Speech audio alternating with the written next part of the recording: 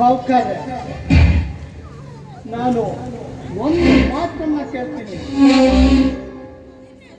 ನೀವು 50 ಫ್ಯಾಕ್ಟ್ರಿಗೆ ಒಡೆಯನಾದರೆ ನಾನು ಈ 10 ಹಳ್ಳಿಗೂ ಒಡೆಯ. ನೀನು 10 ಕಾರಿನಲ್ಲಿ ಓಡಾಡಿರಬಹುದು, ನಾನು 100 ಎತ್ತಿನ ಬಂಡಿಯಲ್ಲಿ ಓಡಾಡಿದ್ದೇನೆ.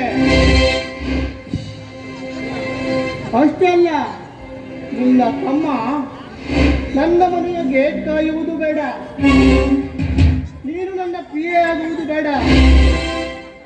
ನೀನು ಒಪ್ಪಿದರೆ ರೈತರ ಸಂಘದ ಅಧ್ಯಕ್ಷನನ್ನಾಗಿ ಮಾಡುತ್ತೇನೆ. 25 ಎಕರೆ ಜಮೀನನ್ನು ನಿನ್ನ ಹೆಸರಿಗೆ ಮಾಡಿಕೊಡುತ್ತೇನೆ. ಆದರೆ ಒಂದೇ ಒಂದು ದಿವಸ ನಮ್ಮ ಮನೆಯ ಕೊಟ್ಟಿಗೆಯ ಅಣ್ಣ ತಮ್ಮಂದಿರು ಸಗಣಿಯನ್ನ ಬಾಚಿ ದಿಟ್ಟೆಗೆ ಹಾಕಿ ನೋಡೋಣ. ತಪ್ಪು ಮಾಡ್ತಾ ಇದೀಯಾ?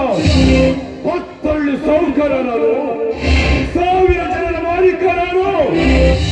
ನನ್ನ ಮನೆ ದಿನಾಲು ಕೂಲಿಗಂತೂ ಬರೋರು 1000 ಜನ ಇದ್ದಾರೆ. ಅಂಥದ್ರಲ್ಲಿ ನನಗೆ ತಿಪ್ಪೆ ಬಾತ್ ಅಂತೀಯ, ತಿಪ್ಪೆ ತೊಳೆ ಅಂತೀಯ?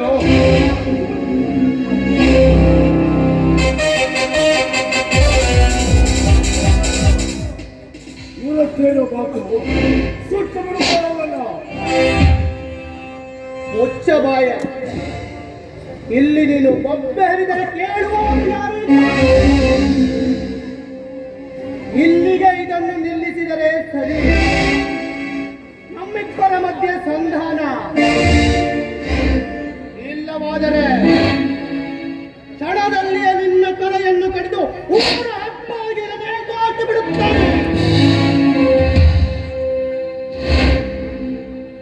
ಎಚ್ಚರ!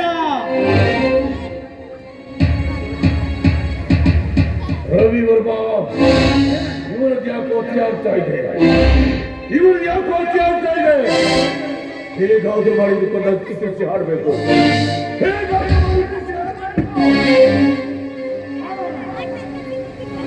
ಇವರಿಗೆ ಒಂದು ಗತಿಯನ್ನ ಕಾಣೋಣ. ಅದಕ್ಕೊಂದು ದಿನ ಒಳ್ಳೆ ಸಂದರ್ಭವನ್ನು ಹುಡುಕಿ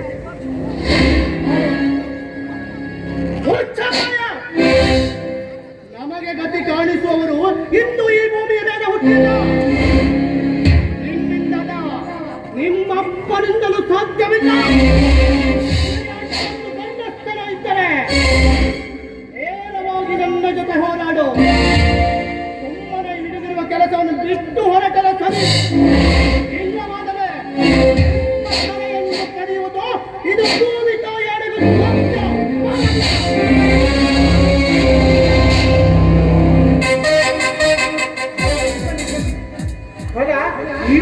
ಇವನನ್ನು ಹೀಗೆ ಬಿಟ್ರೆ ಮುಂದೊಂದು ದಿವಸ ನಿಮ್ ತಲೆ ಮೇಲೆ ಚಪ್ಪಡಿ ಕಲ್ಲು ಹಾಕೋದಂತೂ ಗ್ಯಾರಂಟಿ ನೋಡಿ. ಬುಡುದಾರ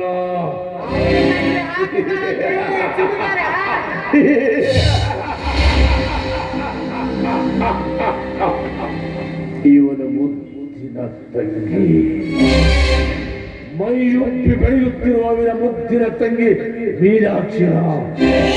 ಹೇಗಾದ್ರೂ ರವಿ ತೋಟದ ಮನೆಗೆ ತಂದ ಆಟ ಆಡಲೆ ಮಗನ